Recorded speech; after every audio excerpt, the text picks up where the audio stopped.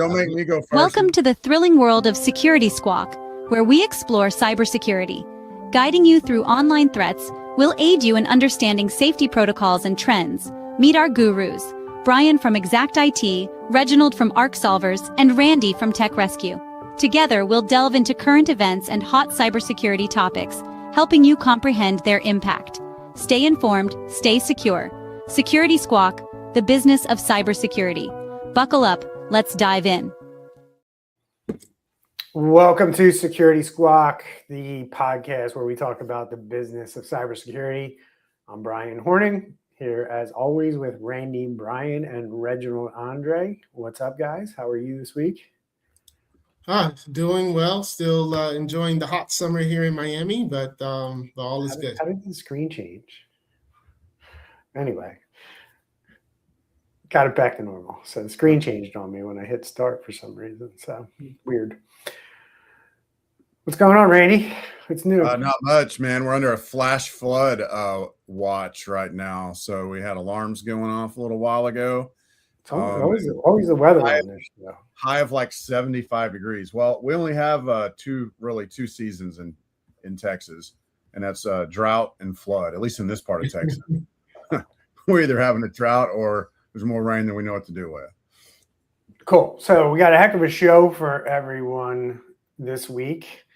Randy's going to open us up, talk about a breach at one of the biggest IT/consulting firms out there, and give us the details on that. Andre's going to bring us a report on why restaurants keep getting cyber attacked and hit over and over again. And I'm going to close us out with a defense contractor that paid up without ever being hacked. So we're going to have Randy start us off with this story where Accenture, one of the largest IT and consulting firms, confirm someone stole about 35 gigabytes of its source code and cloud access keys. Yikes. Randy, this is your world. You like to get in deep here, so take it away. All right. Well, so Accenture, which I assume that's how it is pronounced. Anyway, they're an IT services firm.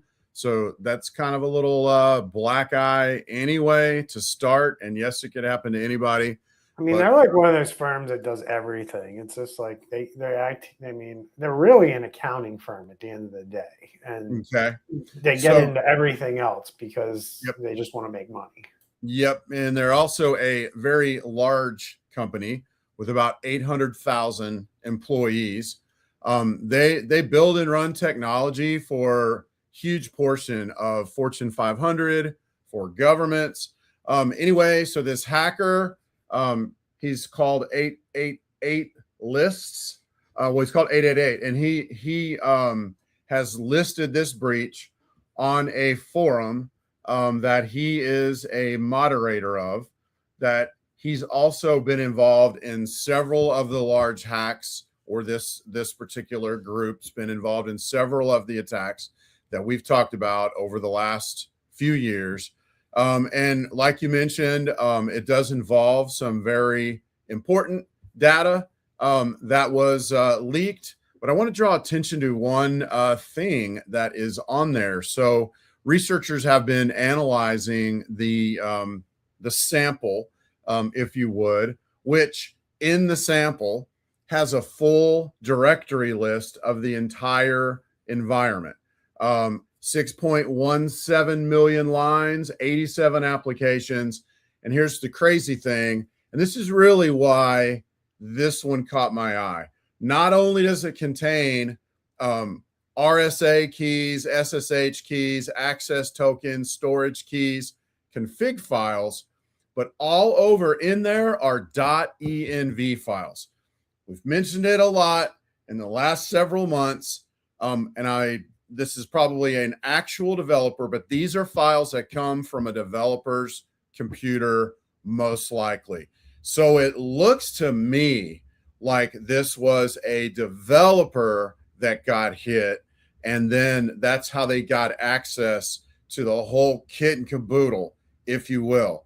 Now, I'm not even implying at all that this developer was vibe coding, because most likely he or she was not, because this is a gigantic company. They can afford to pay trained developers, not necessarily saying that they did anything wrong. But guys, the developer computer has fastly become one of the biggest attack surface areas in our world over the last few months.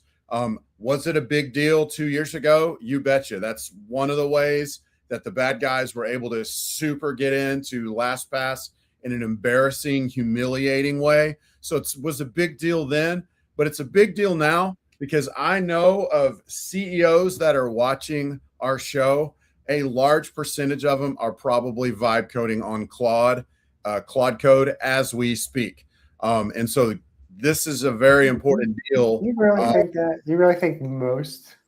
Well, maybe it's just CEOs that I hang out with. Maybe. But a lot of CEOs. I saw a stat the other day where like only 1% of the world is actually like using Claude maybe, code. our most of our customers are going to be in the 50 to down and less size. Maybe it's because of that. I don't know. But short story long, it's very important that you secure your developer environments, not only the code process, but also what's on their machine, and try to prevent things like this. So we don't know where this is going to go. We're going to keep our eyes on it. It looks legit. As far as I know, as of today, it hasn't been pulled down. So I don't know if there's been a ransom or not. Couple of takeaways: rotate those credentials, because if they get stolen, you want to make sure that you're rotating them on a regular basis. Shouldn't be out there forever. Set them to expire. Make sure you scope them.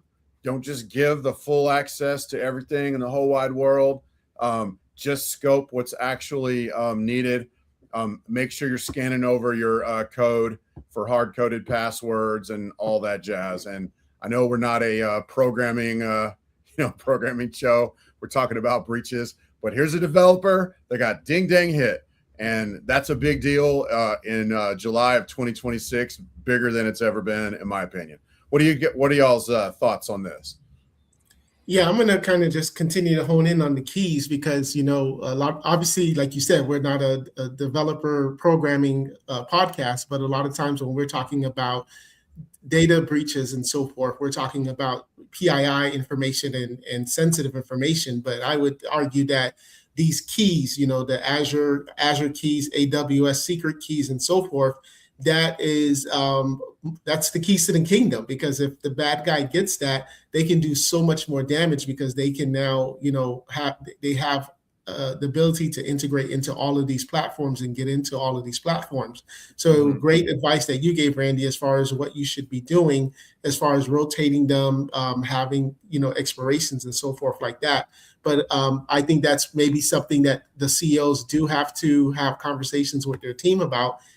Is like, okay, we know we have a password manager, but how are we making sure that all of these other items that we may be using with GitHub or whatever, containers, whatever it is, how are we making sure that we're protecting that as well? Not sharing, your traditional people sometimes will save it in your OneNote or some SharePoint and a notepad or whatever, but let's make sure that these keys are protected as well. Bryan, there was a time when you led a team of developers. You have any thoughts on this? I'm sure you're going crazy. I don't have a whole lot to add because you guys have pretty much hit on it. The keys are a massive problem because we talk about, we've been talking about for 18 months on this show constantly and highlighting the third-party risk situation. And this just exacerbates that whole conversation. Again, because you got a company who's entrusted with these keys, and these keys are the passwords to your systems. I mean, it's that simple. So unless you're going to go through a process of rotating all these keys with all these customers, you got some real risk on your hand, depending on what these systems are.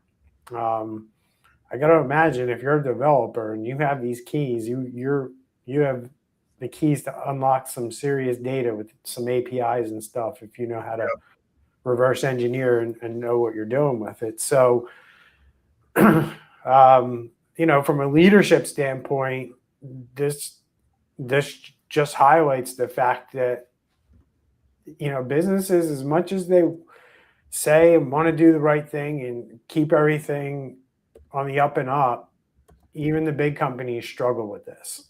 It's not easy to stay ahead of this and stay in front of it. But it's also not impossible at the same time. Like, you have to put effort into it, right? And I think that's the lesson that's going to be learned here with Accenture. Like, what went wrong?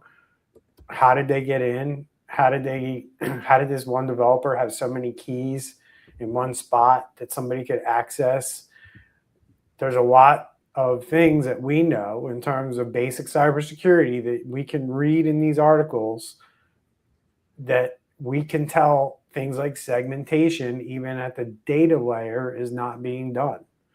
Right? I know I'm getting geeky and technical speak here, and a lot of people watching this show don't even know what the data layer is, but at the end of the day, you can segment your network, you can segment your data. Andre talks about it all the time, segmenting personal information from identifiable information, right? Using sequence of random numbers and codes that you can associate back to a record. There's all different kinds of ways that you can go about doing this that, quite frankly, are expensive, are only necessary in certain cases. So you're not going to do it everywhere. And I think that's the challenge. It's like companies kind of get frozen like deer in the headlights. Like, should we protect this? Should we not protect it? How far do we need to go? Chris, the developer, needs all the access to all that stuff over there. So let's just give it to him because it's easier. Otherwise, he's just going to keep bothering us all the time for access. That's stuff that happens in real world, right? Yep. So we don't know what's going to happen, but I guarantee you there's policies at Accenture that were probably violated here or not being followed. That would be my guess. Yeah. All right, Mr. Andre, we're going to move over to you next. You ready to go, sir? I'm ready. So, that's the Accenture breach, right? Is like what something can look like for a giant. And what we're going to learn from that, I guarantee you, is, like I said, we're going to learn that something got lost in the shuffle there. That happens with big companies. You don't have to be a big company, though, right, Andre? Andre, he's going to show why with how all these restaurants seem to be getting hit, and take us through why this report from Viking Cloud that surveyed restaurant chains, what was in there, Andre, that you thought was so important to highlight on the show today? Yeah, so Viking Cloud, they did a survey of quick service and fast casual restaurant chains across the US and Canada. And, I found a big contradiction between this. And I'll read you the statistic. It says 94% of restaurant leaders say they are confident that they can prevent or detect cyber attacks, yet 80% experienced a cyber attack in the last year, and 76% had sensitive data leaked, including credit card data. So that's kind of like saying, I'm pretty sure 94% of the time I'm going to be able to make a free shot, a free throw in basketball, but 80% of the time you miss. Like, it makes no sense of, like, how can you be so confident that you can prevent or detect cyber attacks, but then 80% of these people got hit the last year. So that was a little interesting there. The report also found that 78% delayed security patches because they're afraid updates will disrupt operations. And we see that all the time. And usually it's because someone's got some type of legacy. Now, yes, I understand these restaurants pretty much are maybe 24 hours or working 18 hours a day. So it's limited amount of time, because if you have a failure point in the morning and breakfast time is coming up, you could lose sales. But I'm sure it also has a lot to do with just older legacy systems that they're afraid to upgrade. And then another thing that they said is 80% of these restaurants experience some type of social engineering attack, phishing, fake refund scams, and AI generated voice and impersonation. And only 36% have 24/7 monitoring or standard security controls. So this is a big difference between like a perception and reality, because you have these people, I don't know who they are, doing these surveys saying, yeah, we're doing our best, but then they're getting hacked. It just doesn't make sense to me. We talk about that all the time. I mean, the gap, I talk about the gap between what CEOs or the front office says and what actually is going on in the real world. The gap is like a mile wide. So, yeah, it's a massive problem if we're not going to be honest with ourselves and have the self-awareness to be okay with the fact that we might not have the best of that cybersecurity. One of the things that really stands out to me is that 76% had customer data leaked. And that's kind of been a soapbox I've been on this year, because that is fastly becoming one of the biggest liabilities that a company can have, if it's not already, because the ambulance chasers, if you will, follow those breaches. And like in our state, you have to publicize them onto a state website that talks about customers getting breached. So that's going to invite lawsuits. We just talked a couple of weeks ago about the lawsuit that they didn't even have proof. And apparently the customer data from the sample was pulled back off of the dark website, but still the lawsuit was saying in February, our phishing and spam shot through the roof. And as a class, we're coming after you as the company. Obviously, that's not going to happen to your local like Mexican restaurant, because it's not big enough, for the lawyers to hear about or whatever. But on a smaller scale, it could. So that's the one that's to me, that's the figure that's a little disturbing there, that business owners aren't aware of, is how important your data is, especially your customers' data, your donors' data, whatever it is that you deal with. That's PII, personally identifiable information. Yeah, and they're just not selling food anymore. They have POS systems, mobile apps, online ordering, loyalty programs, delivery integrations, the digital menus, AI, drive-throughs. So like all of this, it's now data, is just not selling food anymore. And any of these layers could get attacked and have that information that eventually got breached. And especially if they don't update. I think they also are thinking like, okay, so like we have Toast, and Toast is all on iPads and it's cloud-based, and, and it's safe because it's in the cloud and this and that. And doesn't it cover 80% of our business, blah, blah, blah. And I think that's just I'm not saying that Toast is unsafe, but that's an illusion. Your entire business is not incorporated inside of Toast. It's a part of it. It might even be 80% or 90% or whatever, but you still have access to Toast and other things that are not in Toast, or whatever the POS happens to be. That I think that's where they get lulled into thinking that it's not a big deal, Yeah. I like butter on my toast. I love toast. Yeah.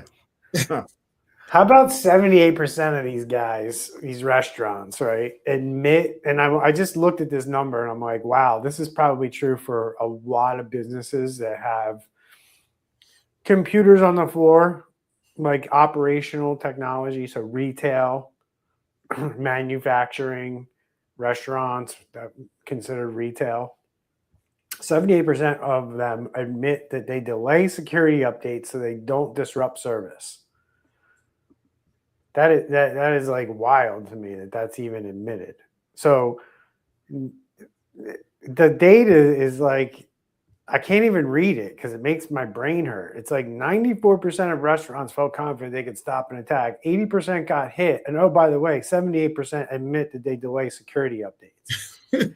If 78%, that's why 80% got hit, because 78% think it's okay to delay security updates. That's the data that makes sense. Yeah, and 2% got lucky. Goddamn, I wish I could wake up 94% confident that I'm not going to get cyber attacked today, knowing that I don't do updates. Yeah. I mean, like, I'm pretty confident because I know what I do and I'm pretty well segmented, protected. People try to hack me all the time, and I know it. I see you guys out there, like, hitting my stuff. Like, I'll probably end this friggin' live stream and I'll get a million friggin' alerts today. Yeah. Usually happens when I go on Twitter and people like start like messing with me. But good luck. That's all I gotta say.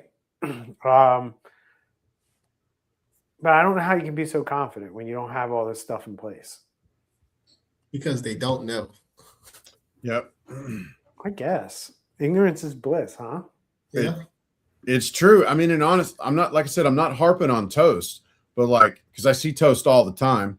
But I mean, have you ever seen Toast? It's like these really sleek, like. I thought you were talking about programming language, honestly, until I caught up to what you were actually. Oh yeah, no, it's a POS, and it's like it's like real sleek, and it looks all modern. It uses little slim tablets, and like you could be lulled into thinking that you're good enough, but that the reality is, even if it was, you feel Apple safe using this, is what you're saying?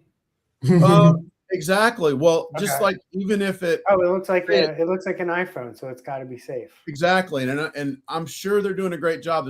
I just happen to think of that one, but I'm just saying, even if what they have is 100% secure, you still have to access that from outside of that network, your home laptop, your personal laptop, your employees, your social media person, like all kinds of attack surfaces are opened up no matter what is going on with your POS. So I don't know. That's what I think that lulls them into thinking that they're good, because they used to have some crappy POS before, that ran on Windows. Interesting that you say that. I mean, I'm surprised Andre's not already like pulling it up, like the marketing on Clover's website. Like, what are they saying? They could be like, "Hey, we're your one-stop shop. You hire us, and you're secure." So, I mean, we see that kind of marketing language all the time, right? Yep. So. Yep. As we say on this show, there's no silver bullet, even if a company sits there and says they're the greatest thing since sliced bread. Yep. You still want to make sure that company is doing everything that they say that they're doing. So we had a salesperson at a new client of ours, a salesperson from a POS, tell them, "Oh, you don't need all that stuff Tech Rescue's doing. We're in the cloud. We take care of all that." And my wife basically ran it up the flagpole and talked to some high-level person at that company, and they're like, "Oh, no. We're not saying," because we were like, "Okay, so are you going to go to court with us, for breach? Are you going to take the liability for breach?" Of course they're not, so you got to be careful on these things. Yeah. Or they'll say, "Oh, we're SOC 2 certified," and and then that's like, come on, man. Forgot to put the graphic up, Randy, when you started talking. My bad. Sorry. So, guess we'll move on. Talk about what I want to talk about, which is, we have these stories, guys. You guys brought, obviously, to the table, Andre, you showed us kind of the odds that are out there. Restaurants, these smaller chains, 80% of them getting hit.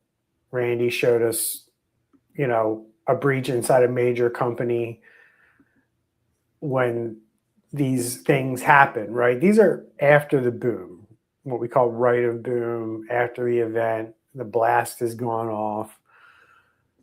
And when these things happen, right, and what I hope people understand, and one of the things I want them to take away from this episode is nobody really cares about what you're doing with this stuff until those events that Andre and Randy have highlighted today happen.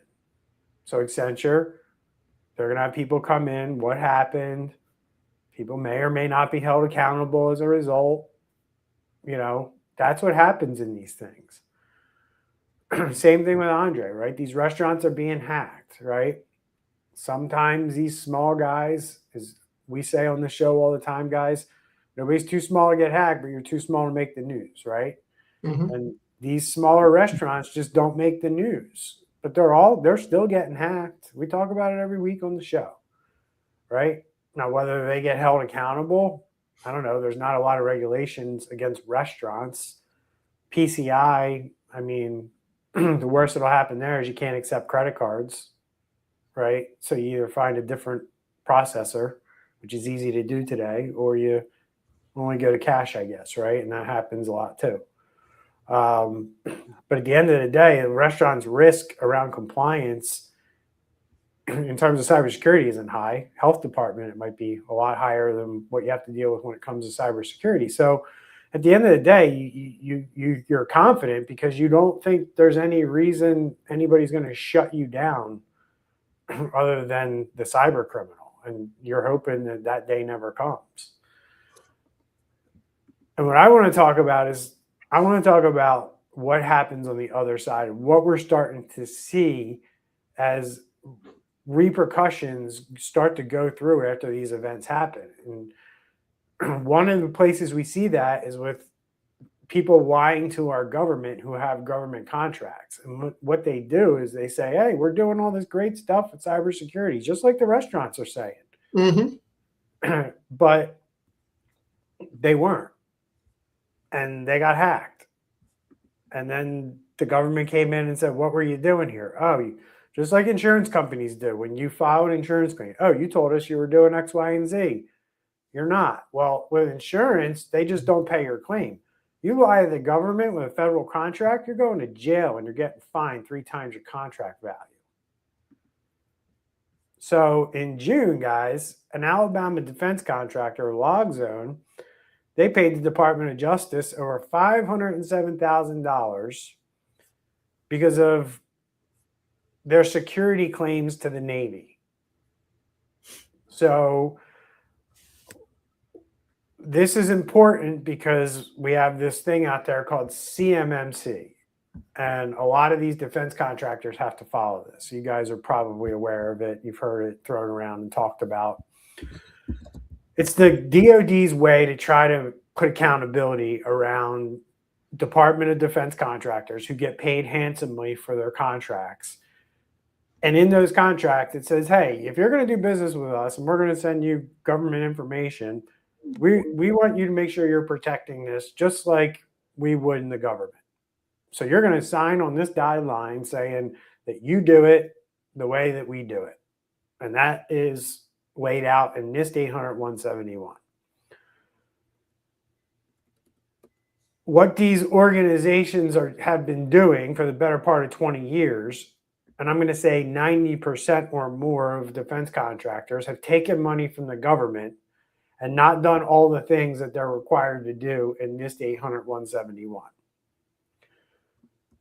So as a result, CMMC was developed. As a side note, there was a note that came out this week from the Department of War saying, hey, we're going to hit the pause button on a piece of this. It's only one little piece, which is the third-party assessors coming in and assessing your business. Nothing else has changed outside of that. You still have to file NIST 800-171. You still have to do your own self-assessment and submit your score to the government every year. So if you're a CMMC person, hopefully that helped you a little bit to understand this. Why that's important to my topic this week is because this company, LogZone, did that exact thing. They submitted a score and they self-reported a perfect compliance score of 110. Now, I've been doing audits for a very long time of these defense contractors. I've never come across a defense contractor that has a legitimate perfect score. Now, I've come across defense contractors who said, we got a 110, and then we go in and go, yeah, you got a negative 150, right? And that happens all the time, guys. Like we go in, they're like, we got a 70, we got an 80, and it's a positive score. We go in, we run our assessment. No, you're negative. And that's possible with the government scoring system. You could be so bad with what you're doing that you have a negative score. So with LogZone, guys, their audit later revealed a score of a negative 170. Now, like we go in and we'll do a scan like this, not an official audit, just a, hey, we're going to do the same thing they're going to do, give you a heads up on the score, and we get thrown out of the office because we tell them it's negative. Why? Because we're dealing with IT departments. We're dealing with IT people at defense contractors, and you're basically telling them, number one, your people aren't doing their job, what they're supposed to be doing. And number two, they told you you were good and you weren't good. Now I'm an outsider and I got to deliver this information. So I've gotten pretty good on how to deliver it so they don't get too upset with me. But a lot of times that's the knee-jerk reaction. They get defensive, the ego kicks in, Yep. and they don't want to do the right thing. They just want to throw you out and say, oh, you just gave us a low score because you're trying to sell us something. No, I'm just giving you the truth, because if a real auditor comes in, you're going to jail. So a 170 score for this company, guys, it's near the bottom of the scale when we're talking about what you can actually get on an audit score for NIST 800-171. 203 is the lowest score you can get, a negative 203. So they were pretty close to the bottom. Wow. And that's the gap, Andre. That's the gap we talk about. Like, they think they're good, and we come in and we're like, you're not good, and you're not even close to good. And how many stories do we talk about on this podcast where it's the same thing? It's just not an SPRS score. It's hey, I think I'm good, but 80% of you guys are getting hacked. There has to be a gap there. I'm sure if we did the same assessment, we'd find the same score gap, right? So, so the DOJ, and this is the other important part I want you to kind of understand with this whole CMMC announcement that came out the other day. What I'm seeing is a shift, and I don't know how long it's going to last, but there's clearly a shift in this administration. I think I talked about this before, and I'm not going to get political here. I'm just going to lay out for you what is happening when the rubber meets the road with this administration, because it's different than the last administration. The last administration was a big supporter of this system, this ecosystem of auditors, assessors, certified people who can go in and tell these companies what they need to be doing when it comes to cybersecurity. What I've seen, and you guys watch TV just like I do, I see an administration that's very focused and more concerned about rooting out fraud and holding people accountable who defraud the government than they are about going about it this way. So I see a fundamental compatibility issue with how CMMC is constructed and how this administration wants to operate. Now, whether things will change dramatically under CMMC in the next 3 years, and they could get a longer leash than that, depending on who gets elected next. But you got to pay attention to this stuff, because who gets elected matters. Because I fully believe that this administration is going to root out cyber fraud this way by just going to companies, auditing them, and holding them accountable for what is the law of the land, which is the Federal False Claims Act, which means you will go to jail for a long time and pay back the government 3 times your contract value. Mm-hmm. And that's what's going to happen. And CMMC is in jeopardy of being scrapped at the audit level, not the enforcement level and not what you have to do level. But they're not going to have people come in and audit your business proactively.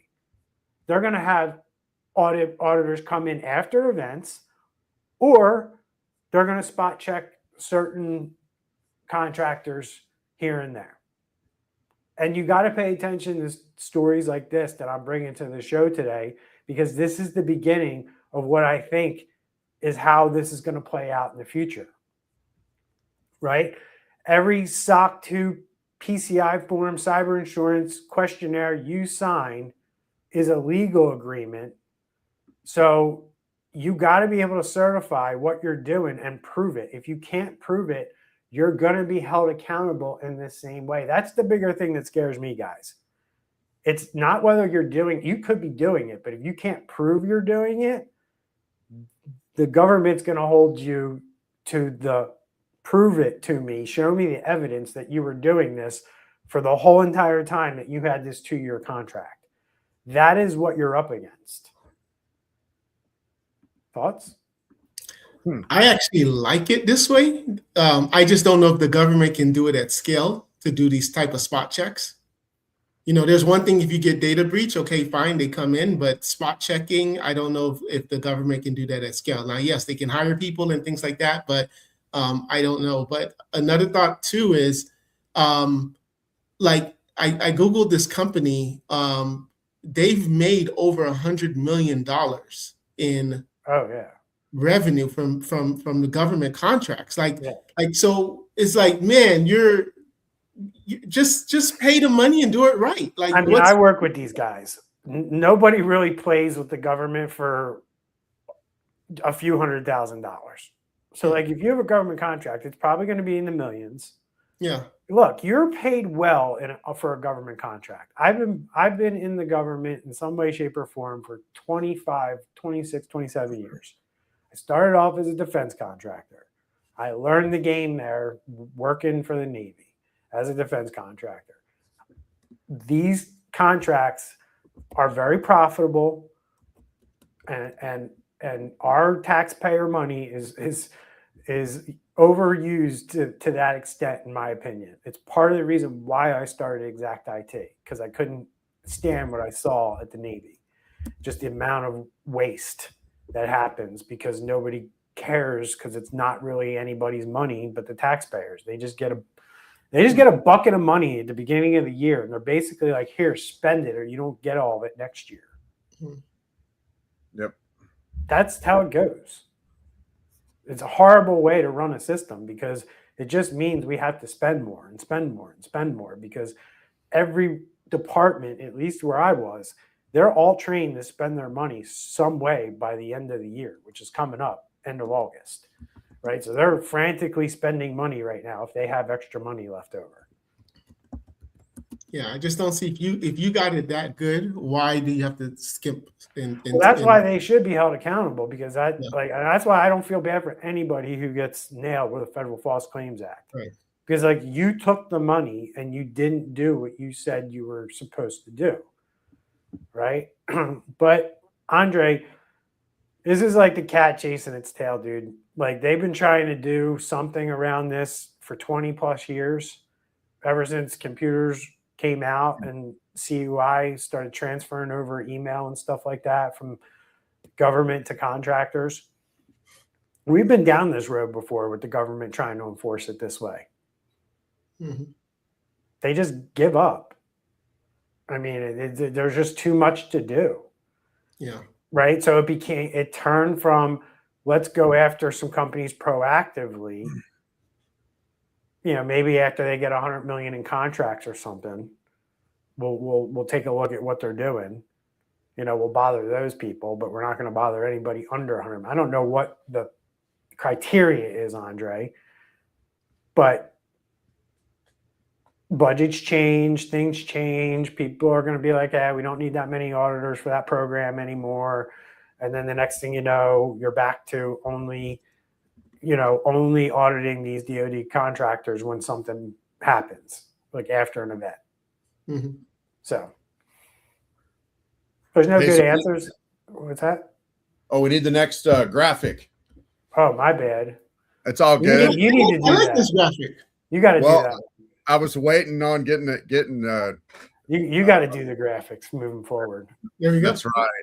Hey, yeah. So this is one of the problems. I mean, it's obviously you say you want to get into politics, so we don't want to get into politics, but just from just a practical, has nothing to do with politics. This is one of the problems of having your cybersecurity stuff, your CMMC, your CISA, having it so close to the politics that we're seeing it change. You get a new president, it goes this direction. You get another president, it goes that direction.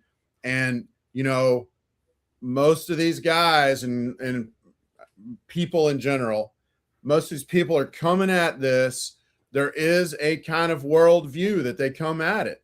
and maybe it's more, checking all the boxes and the compliance, and that's the way to deal with it.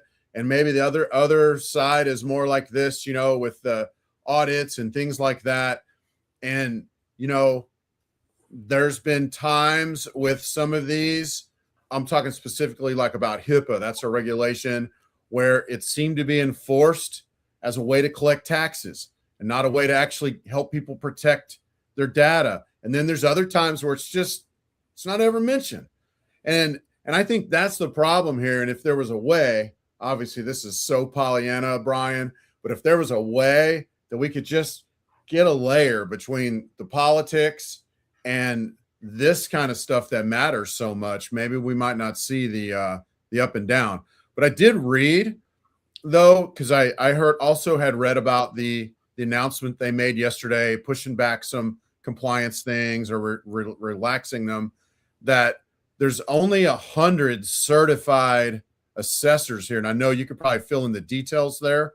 And because of that shortage was one of the reasons, or it might be auditors, but because of that shortage was one of the reasons for loosening up or pushing back or whatever. Are you aware of that? And what are the details behind that? What was that again? That I read one of their reasoning for just yesterday relaxing a little bit and pushing back some deadlines was because there's only like 100 assessors in existence. Why is that number so low, and why don't we get that number higher so we don't have to push back deadlines and things? I think that's a convenient excuse personally. I mean, there's enough assessors to assess the number of companies that need to be assessed right now. Okay. I think certain things that are happening that are well within the rules of CMMC, and like so we have a code of ethics that we have to follow, being part of the CMMC Cyber AB, which is the organization set up to put together the training system and all the certified professionals and assessors. And we have to follow a code of ethics. And part of that is like what we're allowed to charge and, no exorbitant fees. But they did leave a little caveat to like allow companies to charge like a front of the line access type of fee. And the DoD is starting to hear and see a lot of that going on because everything's so compressed for some of these companies to be audited and certified by November. So we're looking at a timeline of about 2-3 months that all these companies need to get this done. They're going to these guys and they're saying, we want to get certified. And they're saying, well, we're basically booked, or you can pay this fee. So there's just a lot of things that are going on out there between the people who need to do the auditing and the people who need to get audited. And they're complaining to the government, and the government can't have a supply chain disruption because of CMMC. Yep. Right. So there's a lot of, and I'm going to say, Randy, being involved in this, I'm going to say that this is all because of the defense contractors. I think that because the CMMC, the Cyber AB, they've been diligent for over 5 years trying to roll this out the right way and get everything set up the way that the DoD wanted it set up, so they could have an ecosystem like this to audit these companies. We've been out there marketing and telling these companies, you got to start doing this. And they're all sitting on their hands like, no, we don't. And now the clock is coming. And now the DoD is saying, yo, this is going to happen. And now the money came out, the lobbying came out, the bitching came out. And now the Department of Defense is like, all right, well, we'll take a look at this piece of it. You got to remember, Congress passed this. So there's only so much the DoD can do. Congress has said that this is a go. It's past the review period. So they can try to pick this thing apart piece by piece if they want. And that's what they're trying to do, or at least pause this piece of it. And again, that's going to lead them to a place where the only thing they can do is the Federal False Claims Act angle. And that's where this is going to end up. So it really isn't because there's a lack of talent on the assessor side. It's more that the DoD contractors have dragged their feet. They're now up against it. And the DoD now agrees with them that we're not going to get this done by the timeline. So they're siding with the defense contractors because they have to. What are they going to do? Tell an airplane part manufacturer, we can't work with you no more when you're the only guy that gives us this part for the F-35? Not going to happen. So they got to figure out a way to hit the pause button so the F-35 manufacturer, who's not CMMC compliant yet, can still deliver that part to the government. Wow. And the cycle will continue forever. It will until people start taking this seriously and being held accountable. I mean, look, I don't think anybody in the government wants to be running through people through the court system on Federal False Claims Act.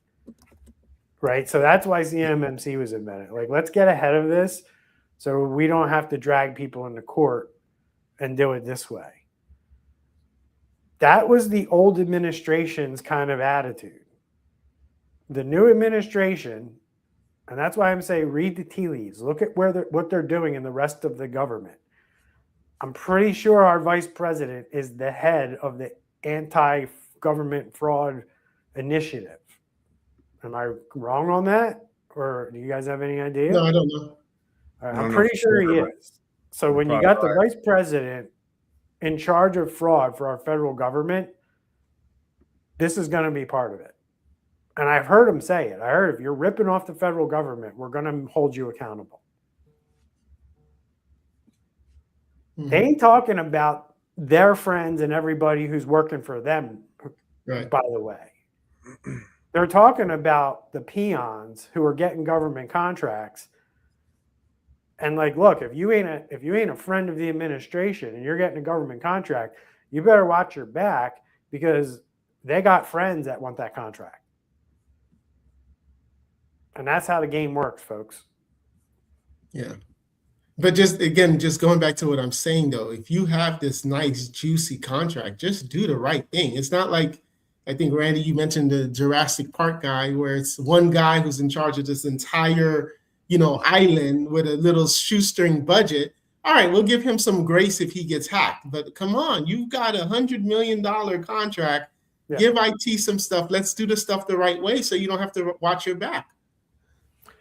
Yeah. So, I mean, at the end of the day, there's plenty of there are only 100 auditors, but at the end of the day, the 100 auditors can handle what needs to be done right now. And then more will be added every month. More will be added. Well, that's the thing. That's the monkey wrench. Now everybody who's going through for that auditor certification, why would you go for it? Yeah. It's the one reason why I didn't go for it. I have the next certification down from that. I didn't go for it because I'm like, I'm not investing any more money into this until I see the DoD contractors spending money on this like they should. Because they're not. They're still dragging their feet. They're still kind of like, oh, we don't really know what to do. And that's the other part of this. And I'm just going to get off my soapbox here to this because I don't really want to make this the CMMC show. But at the end of the day, they're all saying the government isn't telling us what to do. And that is 100% true, right? So you get a contract from a contracting officer in the federal government, and those people are failing to educate their customers or their suppliers on what they should be doing around CMMC, whether they even have CUI in the first place, the stuff that they need to protect. Like, it's a big unknown to these people. Like I talk to them all the time. They're like, we don't know if we have CUI. I'm like, what do you mean you don't know if you have CUI? And it's like, well, we don't know if that's CUI or not. And it's like, the government needs to tell you this. Like, that is the part of the government's job that the government, I will tell you, is not doing. And it's a big problem. and the bad information that I'm seeing coming from contracting officers in the government around CMMC is not good. It's like a lot of guys I talk to are like, well, my CO said this. Well, that's not even right. But they're not going to believe me. They're going to believe the guy from the government. So that's the battle everybody's fighting out there. It's not good. So, I mean, at the end of the day, they're probably going to have to give some authority to some of these people on this side of the fence.